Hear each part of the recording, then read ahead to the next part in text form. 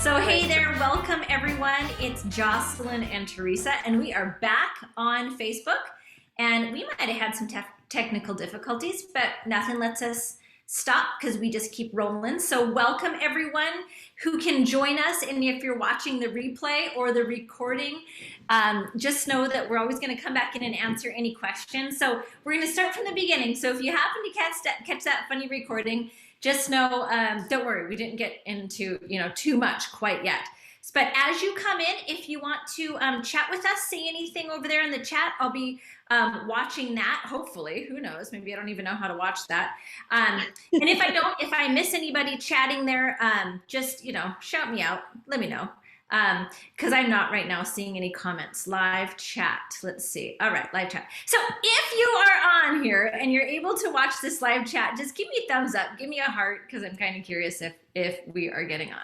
All right. So Teresa, welcome. I am so excited to have you here. Me too. I'm very excited to be here. Yes. All right. So anybody who's watching, like I said, if you happen to be on here and can let us know if the sound is okay and the camera's okay and all that goodness, that would be very much appreciated. All right. So tonight we're talking to Teresa, and Teresa is an occupational therapist who specializes in children. And I'm especially excited. Lauren, yes, Lauren says sounds good. Awesome. And we are going to just talk tonight about some misconceptions about what occupational therapists can and can't do. And I'm just excited to jump into some of these different topics that I have identified that I personally want some help around. So Teresa, how about you start with just telling us what you do, why you do it, and what are you passionate about? Sounds good. I work with children, and one of the biggest problem on my caseload is children unable to really stay attention and focus in school. So because I've had my own children, I've grown an interest even further in kids and the way the schools are and how they're supporting or not supporting kids and how teachers are struggling and how I can help, because occupational therapists are definitely available to help make the classroom more conducive to learning, make students more open and able to learning, and even carrying it over into the home so that their behaviors are more manageable in the home. Awesome. Well, I know that there's a lot of teachers and even parents who are watching that are going to want to hear how. Yes. So why don't we just jump right in and kind of give me a scenario. Give me a situation where you're working with a child that is in a school setting, and let's say they're struggling with, they're asked to sit and listen and they're not. So how do you work with that child and maybe even the teachers and parents to make sure that they're getting an environment that does work for them? That's right. That's key. Working with the parents and the teachers is key, because one of the things that we are expecting kids to do too often is sit their bodies still for 8 hours in a chair, in a very uncomfortable chair, and pay attention and keep their attention. And as an adult, we would struggle with this. But we are expecting our kids, who are developmentally not made to do this, they are made to move. They're made to try to figure out how their bodies work in space, and what happens if I do this, and we're supposed to be working on their brain development, but that does not necessarily always include their ABCs, their 1, 2, 3s.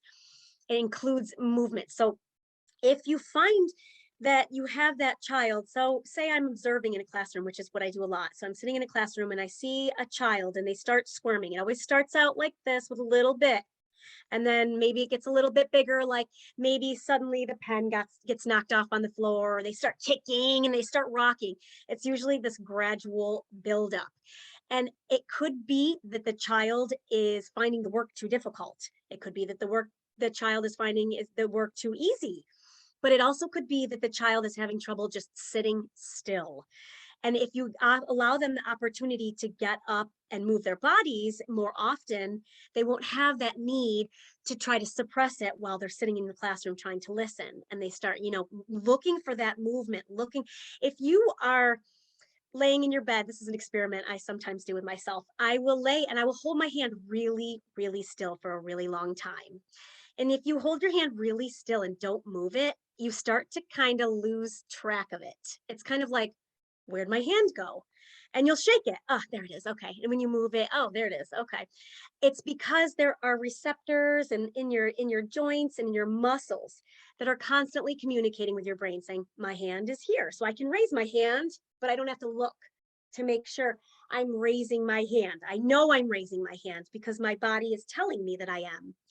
But if I haven't had the opportunity to really use my body to teach my brain where my hand is, where my leg is, where everything is in space, because maybe like at a really early age, I see parents saying, okay, it's time to sit down and learn your ABCs and 1, 2, 3s. And as young as 1 years old, 1 to 2 years old, not supposed to be learning their ABCs and 1, 2, 3s. They're not able to learn their ABCs and 1, 2, 3s and learn how their body works at the same time. So maybe that child is sitting there, mom saying, okay, it's time to sit down and learn your ABCs and your 1, 2, 3s. And they do that. And maybe they are really good at it. You know, oh, my 3-year-old can read Harry Potter, something crazy like that. I hear that. And I'm like, all right, yeah. All right. Well, they can read. Let me see how they do with writing. Hand them a pencil and they have no idea how to hold it. They go to write and they break that pen tip because they don't know how much pressure to put. They don't know how to use their eye-hand coordination to keep that on the line. They also don't even know left from right. Sometimes they're like, and you have to know to read from left to right. And when you're writing, you have to go from left to right. And when you're doing things like going from left to right, you'll notice I'm crossing midline. And that's the things that kids are not doing. They're not doing things that involve midline crossing, like climbing and jumping and playing tag and swinging and doing all the things we used to do when we were kids. Those are things that our brain says go do it, because I need to figure out where the heck is my arm and how does it work? What is my capability? What is my endurance? How is my breath going to help control my ability to keep going? All these things that we don't realize is happening. They're developing neural pathways. So I need to make sure that there's a nice strong neural pathway from my brain to my hand before I can even begin to sit down and use it to write. I need to know, how does this hand work? How do I pick stuff up? I have to have the strength in my muscles. There are intrinsic muscles in your hands. You have to have all these strong muscles.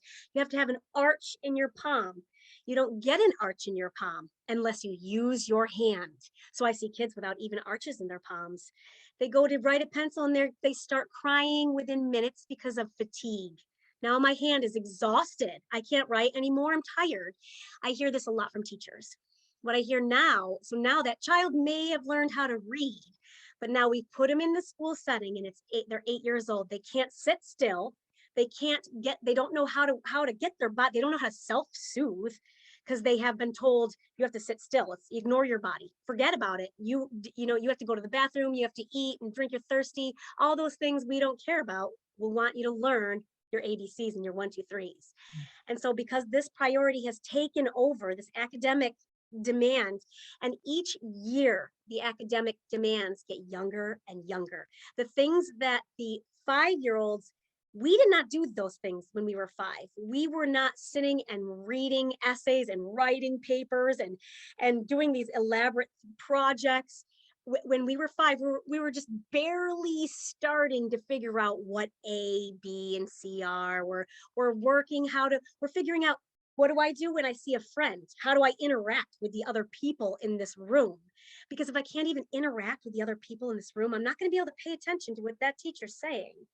So all these things that the kids are not learning. They're not learning social skills. They're not learning how their body works.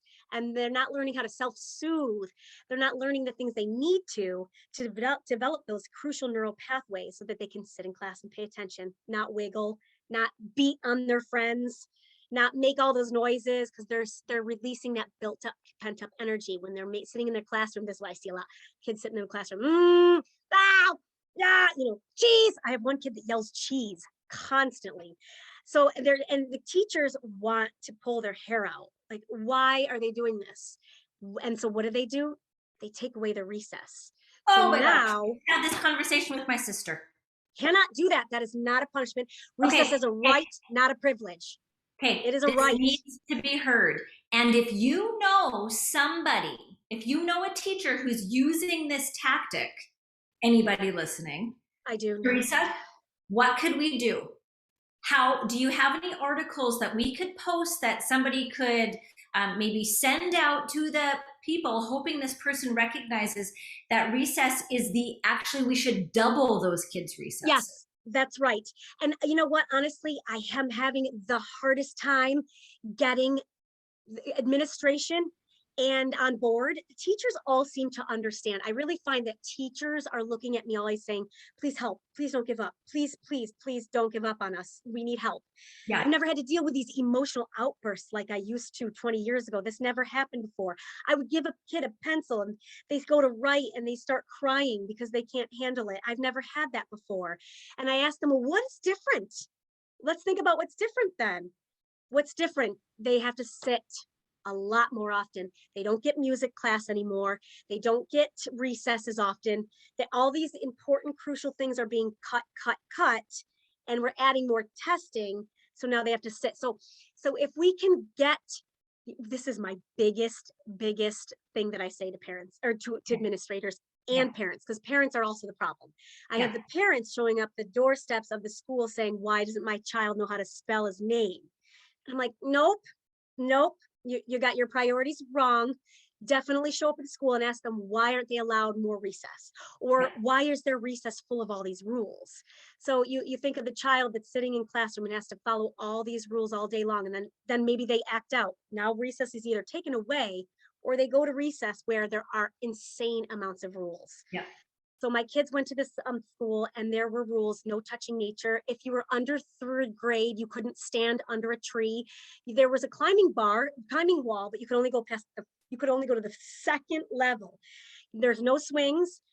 There's no vestibular movement. There's no stuff for the brain. We need vestibular movement. We need kids swinging, spinning, flipping.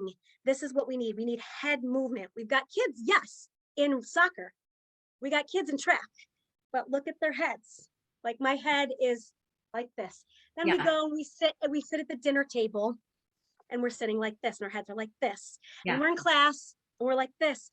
And our nervous system is saying, all right, well, I guess this body doesn't matter. I guess we're just going to ignore this body. So I won't bother developing those neural pathways to make sure that they can move safely, that they can walk without falling down, that they can sit in a chair without slouching and slumping and struggling just to sit upright. So I tell administrators, I say, go into the classrooms and see what's happening and watch those kids. And then go into a classroom as a student and sit all day. Now you got 8 hours. You have 8 hours. I want you to sit, pay attention, not move, and then have recess taken away and see how you feel after just one day. And that's when I hear, okay, or the administrators will go in and do observations and then come back and say, okay, I see the teacher struggling. I see the kids wiggling and moving. I see it. And then I say, well, did you stay? Did you stay all day? Did you stay for that 8 hours? No, I have so much to do. I'm like, no, you just didn't want to sit in a folding metal chair all day and pay attention. And now, not only that, but movement helps kids learn. So when you're moving, you learn. Because if I'm not moving, I'm concentrating on not moving. I'm not concentrating on what you're saying. Your teacher's saying, sit still, keep your legs crossed, stop making noises. That's what I'm paying attention to. Okay, I'm sitting still.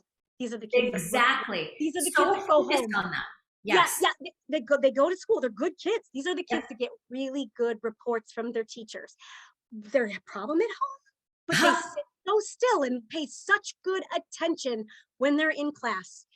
And that is so hard. That is so much hard work. And when they get home, as soon as they walk through that air, sometimes before they even get off that school bus, they are attacking their sister. Yep. They are Exactly. jumping on mom. They're screaming. They're hitting.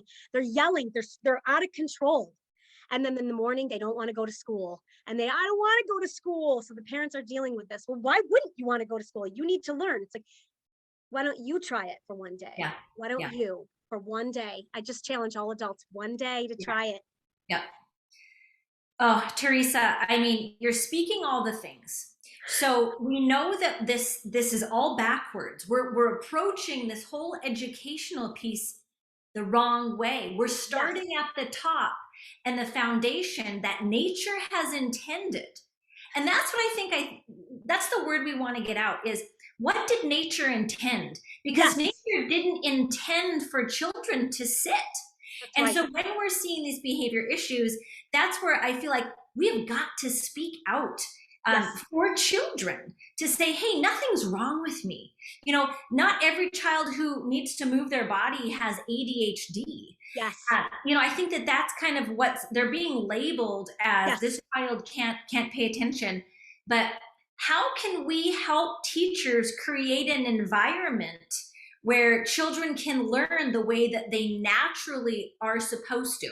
So I think sometimes what happens is, Teresa, there's a lot of kids in a classroom. If I have 20, even 30 kids in some of these classrooms, Yes, that feels really chaotic. So, yes, if I can have you all sitting and in a chair, then I feel more in control, and I can better handle this group. So I'm guessing that could be one piece. So let's just take that scenario. let's do Let's that. just say we have 25 kids in a first grade classroom, and it's just easier for them to sit. But I have, oh man, I'm pretend I'm a teacher. I have all these kids that are they're just driving me nuts. They're just moving and fidgeting, and I can't get them to sit and listen. Ugh. What should I do? I still Well, need to teach them. that's a great point because that is a huge issue. So what I do is say, and when I'm working with one kid and I'm trying to make some classroom accommodations so that they can pay attention, when I said, what I tell the teacher is all of these classroom accommodations I'm making for this one child should be made for all of the children. So Boom, there right should be a, there. Let's Teresa. Let's say that again. okay, all of these, this is key. All of these classroom modifications that I'm making for maybe one child should be available to all children. There should be a station where they can do their work in a beanbag, on their stomachs, on their elbows. They should be able to crawl under the desk if they want to do their math. I had a kid who did that. You know what? I followed her. She kept taking her math and just collapsing to the floor, and then she'd crawl under the desk, and then she'd kind of drag her math with her. And I just crawled under the desk with her, and I said, this is a great place to do math. I'm going to talk to your teacher, and I think you should do math on the floor. And if you have to be under a table because you feel like you need to block out the outside world, that's totally appropriate. You're getting your work done. Therapy balls are great for sitting on, and you can put a hula hoop around them to keep them from rolling around. And wobble cushions are great standing, letting kids just stand, having standing stations, and even having those rocker boards that they can stand on while standing. Science, this is science, this isn't even just me. Science is showing that comprehension, learning, it goes way up when you're standing, when you're moving, when you're on your stomach. When you're on your stomach and on your elbows, you're also building up your shoulder girdle strength. You're building up your arm strength, because if you don't have good core strength, it's going to be really hard to control the limbs out here. So it's going to be hard to stay sitting in a chair. You see the kids slouching, falling right out of their seats, or falling backwards and literally tipping their seats over. A lot of them don't have the core strength to keep themselves sitting in that chair because they've spent so much time just sitting, not moving. And then they go home and they have assignments, homework. They have homework. So now they've got to sit even longer, which is another thing. Homework's another thing. With these little kids, I've got third graders coming home with homework packets. No. Yeah. Your job is to move. Your job is to get outside and climb something, move, dig. I've got the kids that don't want to touch anything because their sensitive hands, their delicate, sensitive hands have not dug in the dirt, have not played with slime, have not climbed dirty trees, hadn't gotten slivers. And because of not getting all that, and they have these delicate little hands, and then they'll do everything they can, including tuck them into their armpits to keep them from touching anything or having to work too hard or having to feel something noxious. So it becomes weaker and weaker. And when we have these weak hands, we can't write. We have a hard time managing opening containers. A lot of times, oh, it's so hard, I just can't. And then we emotionally break down because it's constantly hard. Everything's always hard. I need help. When you're weak and you can't take care of your own body, you need more help. Yeah. So so in order to get these kids moving in the classroom, we can't just be looking at the one that is being labeled. We have to look at all of them because they all at some point struggle. And that behavior and that struggle is speaking to us. Every single kid, whether it's just the smallest amount of movement, or if it's they're quiet and they don't speak up, or if they're not getting their assignments done, there's something there. There's something there. And try gum. Something as simple as gum for your classroom is fantastic. If you get a contract, have each kid sign their contract. If they decide to use their gum inappropriately, they don't get their gum anymore. But if they can use that gum, they can concentrate. That movement, that chewing. This is our strongest muscle in our entire body. This one right here. That's why it can crack our teeth and grind when we're grinding at night. This one, if we can chew gum, we can release a lot of the anxiety and tension that's built up in our bodies. Squeezing hands, brain breaks. I think what I hear a lot from teachers is they have just so much to teach. They've got to get through this curriculum by the end of the year. There's just no time for these things. So there has to be time, because this is going to be, they're going to build these children on the weakest foundation possible. Yes. And at some point, this foundation is going to crumble. And I'm just going to say this. I think this foundation, when it crumbles, it's going to be anxiety. Yes. It's going to come out as stress, depression, eating disorders, all of these things. So how long are we going to let children suffer in a place where we know is not the best for them, all because we have to get this curriculum shoved down their throat? Yes. So I think that it's important. Like for me, like I'll go in and I'll do an activity and I will teach opposites. And there's different ways to teach opposites. And for me, I'm going to teach opposites by crawling on the ground like a turtle. And then I'm going to do the other opposite, the fast, by jumping up and down like a rabbit. So I'm still getting that. But what I always, and Teresa, all you're doing right here is helping to justify what I'm always telling my audience. And I just appreciate that. Because, I can talk and talk and talk, but we need to hear from other voices that the body was not intended to sit. And the other piece, I think sometimes, is teachers feel overwhelmed by having children with special needs in their classroom and say, well, I've got these other kids I have to deal with. Yes. But Teresa, you've given another piece where you're saying, hey, what's actually given as a modification for this child who's outwardly showing a negative behavior can benefit your other 23 children. Yes. If you think about it, imagine being a child. Okay, you could be an adult even. If you're an adult and you're in a room full of 23 other people and you have to sit and concentrate, it's going to be real hard. I'll tell you right now, I would have a very hard time. And a lot of kids, sometimes it's just too much auditory information coming in, and something as simple as noise canceling headphones. Yes. So that you can concentrate on what's happening instead of listening to the chewing in the background, the pencil tapping, the whispering, that drives me crazy. Yeah, so me too. When I'm in my office alone, I have to play focus music, alpha wave music. Yep. I have to have my doors closed. Yep. And I have to have something in my mouth.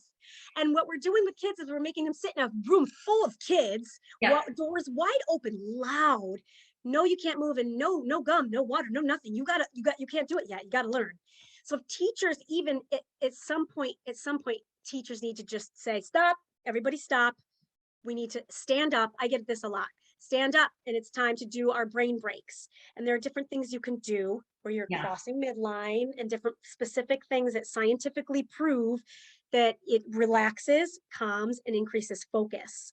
And you're so right. When you say movement, when you tell me that you do fast and slow by doing a turtle and having the kids stand up and do rabbit, that's what I love to hear. Have them, so you want to learn how to read and write, if you want them to learn how to write, put some shaving cream all on their desks or even on one of those pans, a cookie sheet, and have them with their fingers write out those letters in that shaving cream. Shaving cream's easy to clean up. You can use a squeegee right across the top. Even they can do it themselves. They would love to squeegee the shaving cream right off. And they're moving their bodies. Having them draw in the air, big movements. So they're not using this If they're using this, look at all these joints that are Yes. telling the brain that this letter is formed like this. Now I know how to make a letter A much better than if I went like this. So yes, having kids tape to the wall. That's one of my favorites. Tape Yeah. the paper to the wall and have them stand up and write. When you're writing like this, you are building up your shoulder girdle, your shoulder strength. It's so good. OTs love this position for Yeah. writing. But Yeah. you, Yeah. I've seen where they actually have the, the Lego deal that you can have out on the floor or on a tray, the Lego thing, put that up on the wall. And then the yes, children can build things that way. yes, So I think yes. that what we need to hear though, because brain breaks I get them and I'm glad people are doing Oh, them, good. Yep. but I feel like, why do they have to be the break? Why can't they be the method to teach? So instead of Yes. having that be the brain break, this is actually where the brain wakes up. This is where we teach the concept. So we have meaningful movement. It's not just the break and now we're going to go back to the sitting so you can listen to me. Let's teach the way kids learn. Yes. And actually, we would not need brain breaks, which are band-aids for the problem that we have, which is lack of movement. We are having to make actual curriculums and programs to Yes. include movement in a child's life. That's Yes. ridiculous. Do you remember doing brain breaks in school? Like, I never did brain breaks in school, but I did have a great recess. I ran, I played tag, we swing, we did monkey Yep. bars. The kids can't even play tag anymore. You notice that tag is forbidden. Yep. And the reason is because kids don't have enough control of their bodies to just tag and not shove. They don't know the Of difference. course. So Hmm. kids walk past each other, and because they haven't had experience moving, they shove each other instead of touching each other and get in trouble. And don't even know that I just shoved him. Why did I shove him? And it's Yeah. because you had no idea how much pressure to give that he Yeah. didn't And, find. and then what's hard is then that child gets in trouble. Yes, And then what gets taken away from them? An yes, opportunity movement. to go work on working with their body and knowing where their body is in space. Yep. So I love this. I love what I'm taking this quote. Brain breaks are band-aids. That's Yeah, an they are. issue. Brain breaks cannot be the band-aid. They cannot be the short-term solution. Yep. We've got to get down to the long-term problem. So I've got a couple questions from some of my amazing listeners, Yes. watchers, whatever. This one comes from Diane, who's a member of my circle, my membership where I support teachers. And she says, is there a developmental sequence to visual perception skills? And if so, what does it look like and how do you support that development? Maybe even some activities to incorporate. So visual Oh, perception skills. vision is incredibly complicated. Vision is so complicated that it's difficult to even explain. I'm going to try to do it as quick as I can. Okay. So there are six muscles in each eye. And those muscles have to work just like the muscles in our body and the rest of our body. They have to work together. They have to coordinate. I can't have one out here and one out here. Otherwise the brain's going to be like, what the heck are we looking at? Because the brain is taking what it's looking at through the two eyes and making sense of what it sees. But it's so much more complicated that when we are looking at a classroom, our eyes are like this at the board. When we go down to write, our eyes come together. If our eyes don't come together and one is weak, which is happening a lot in kids now, because they're just sitting here playing video games and their eyes are doing this. They're not doing this. They're not doing this. They're not doing the things. They're not running outside and playing and experiencing differences in shade and lighting so that the pupils can constrict and dilate. So they come and they can't even adjust from this to right. So they see double. So they go to do this and then they go to look and then they have to hold their papers way out because their eyes aren't coming together. They're staying apart. And then, or one lead drifts off and they have to choose one eye. So now they're having a hard time seeing. And as over time, that becomes more and more difficult because we're trying to read and then we're trying to read to comprehend. So, and on top of it, we're just trying to see, just let alone see when everybody else is going past us, comprehending what they're reading. We're still like, whoa, the letters are blurry and I can't get them to in focus. And now I have a horrible headache from trying. So really the best thing for vision is getting outside and playing. Go outside because you have the lighting changes, you have the depth perception stuff. If you have to climb a tree, you have to know. Climbing tree is one of my favorite activities. Okay. I keep bringing it up because it's one of my favorite activities. You have to know where your body is in space to know how much pressure. You have to safely have your limbs where they belong. You have to, but you visually have to be able to pick out the branch you're going to pick. You're going to grab, and you can't see it here, but it's really here. And I go to grab and then you fall. You have to be able to see that it's here and grab it. So our ability to see near and far, our ability to pick out, say, like in a in a in a big pile of stuff. Say you have a big pile of stuffed animals. You have to pick out one specific stuffed animal. You have to be able to find, you have to be able to visually focus and find in the chaos. There's so many different things. Vision is so complicated. You have to know form constancy. So you have to know that a square is a square wherever it is. It's still a square, whether you tip it this way or this way, it's still a square. So we might not understand why kids don't see, well, it's a square, you just said it was a square, it's just in a different position, but they aren't able to see, oh, it just flipped like this. Their brain has to be able to see that. Or I've seen that letter before, I know it's that letter, it looks just like that letter T I saw over there, this must be a T. So like a lot of matching recognition. So there's so many great games like I Spy is a great one. I love I Spy. I love what is it? What oh gosh, what is the name of the game? Um oh gosh. Like the Where's Waldo? That's it. Oh, okay, yeah. Where they're Where's searching all Waldo over. book. Okay, yeah. Yes, like searching things. Different depths. You want to play with depths. So you maybe want to have a child jumping over something. So jump rope and knowing when to jump. Okay. Jumping over logs, walking on a balance beam. Walking on a balance beam is really good. So there's a lot of great activities that you can do for your vision. But Wow. Yeah. Yeah.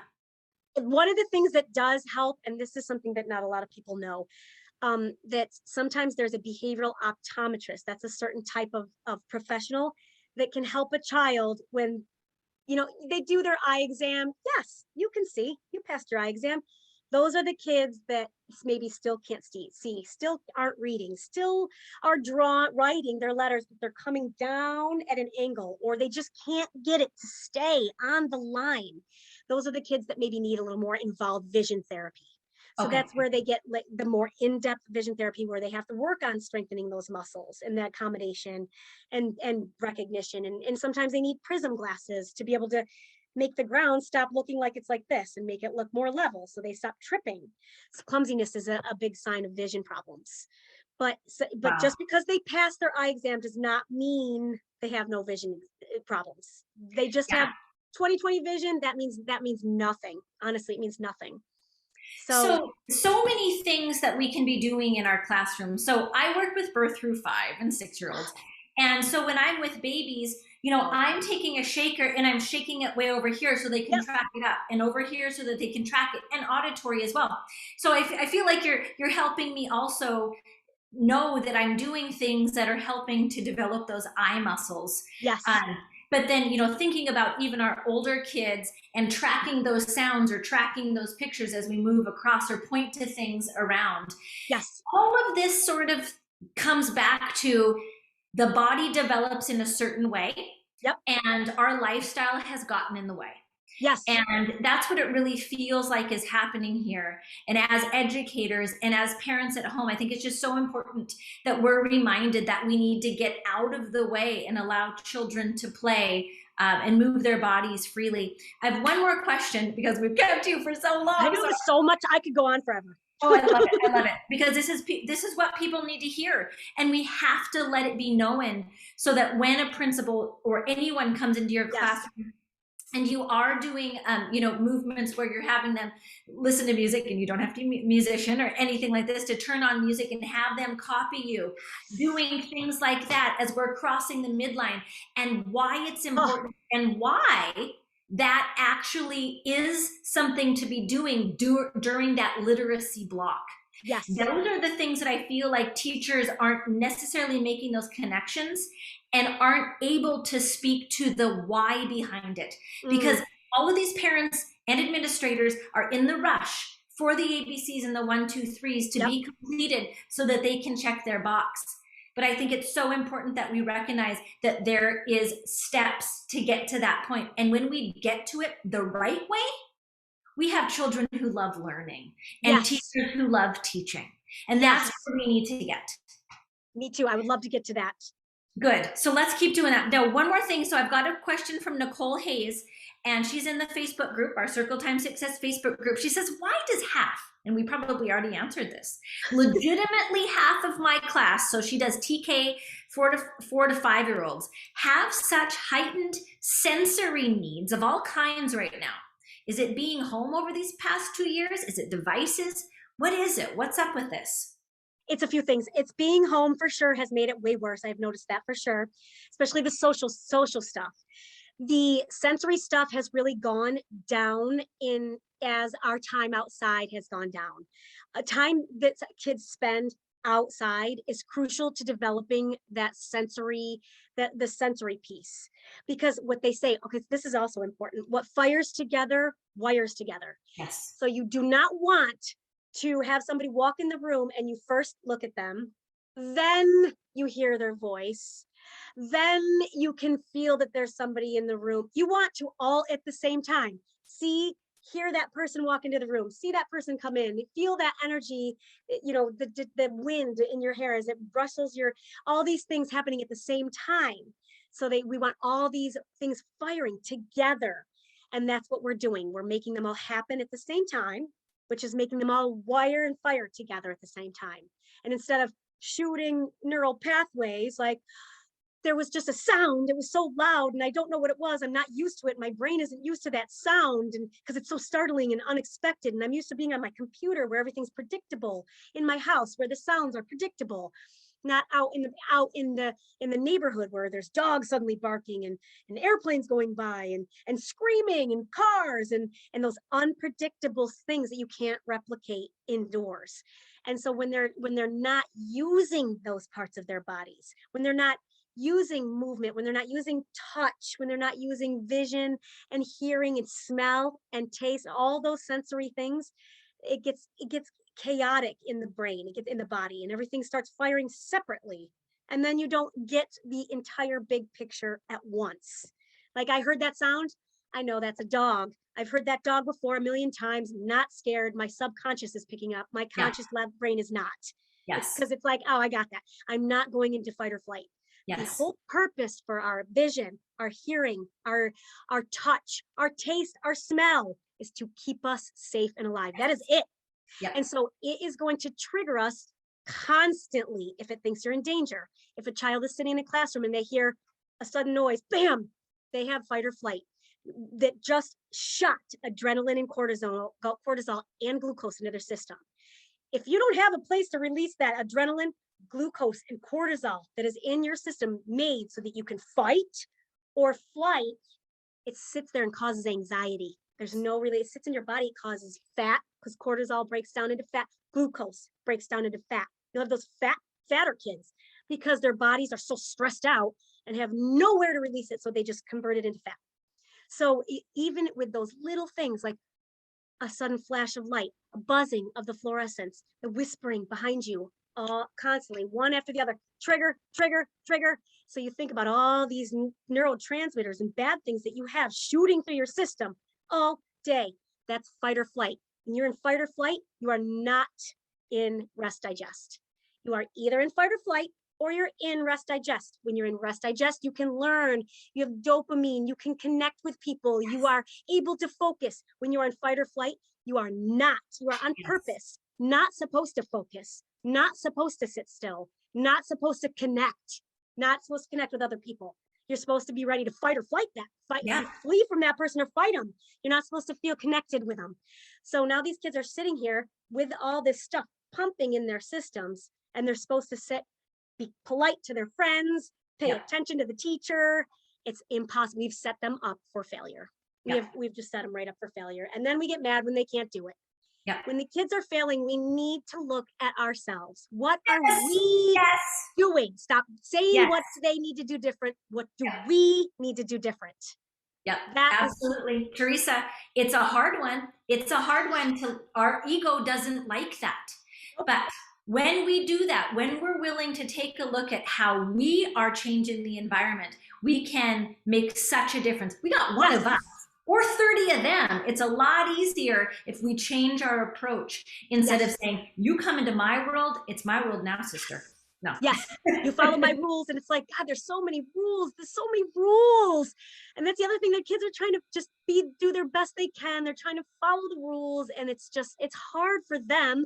And then we get mad and punish them. And then they try harder and then they fail. And by the time they get third, fourth grade, some of them can't even write their own names. And somehow that's been slipped by. And they're saying stuff to me like, I want to kill myself.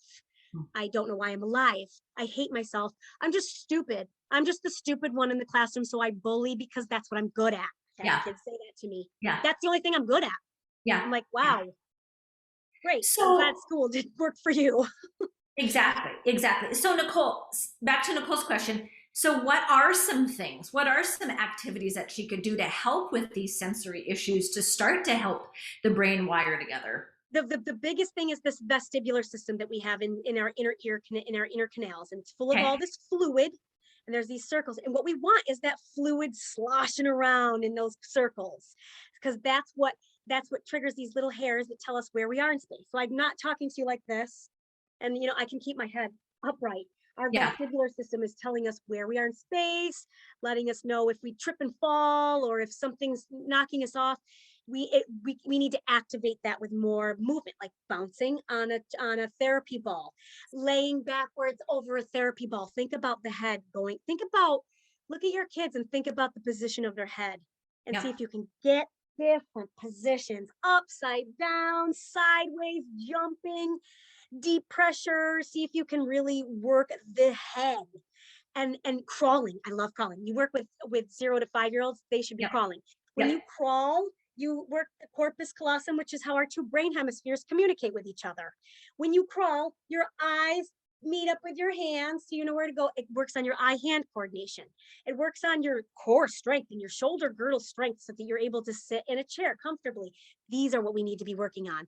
We need to get them so that they can get their bodies strong enough to sit and learn their ABCs and 1, 2, 3s. Body first, then brain. You're firing me up, and I think because I think about children who are just hating school, and I know some very near and dear children to my heart. My daughter. Mine too. And so I think that what we need, I'm going to keep doing what I do.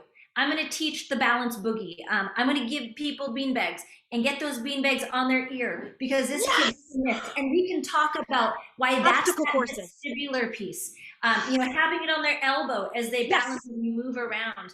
That leads to all the things we want. That leads to learning the ABCs with ease. I'm going to write that down.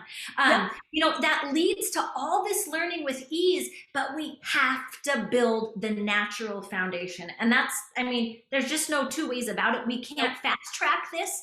We can't take an easy pill, hit an easy button.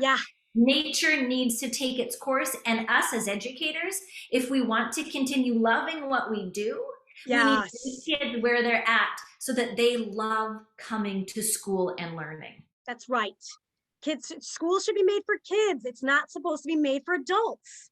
No, and why would we want to push the stress of adulthood onto our 3-year-olds? That's what we're doing. No reason. You're right, and that's what we're doing. And I can't.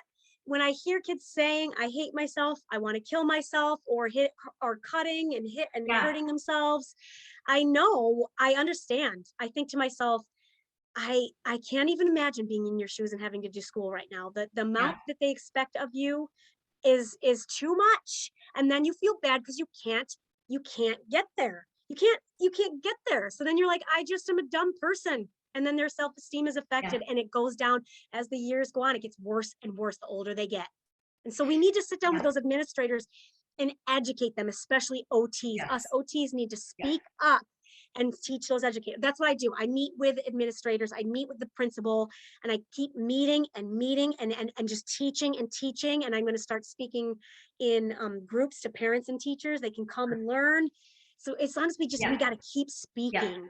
Yeah, and I think so too. And educators out there who are watching, just get the information and share it with parents. You wouldn't go to your doctor and, critique what they have to say. But if we don't stand up as educators and say we do know best practice, then we're going to be told what the best practice is. And we're going to be told by people who don't know. Right. They think it is like this because they see the advertisements of, you can get your child to read quickly, just buy this program. That's just not how it is. That's not how it is. And Teresa, I think you and I need to probably start a school. Yeah, I would love to. Okay, perfect. We'll talk after this about that. I have another teacher who wants to leave the school system and start a school, and that's what's happening. Teachers are bailing.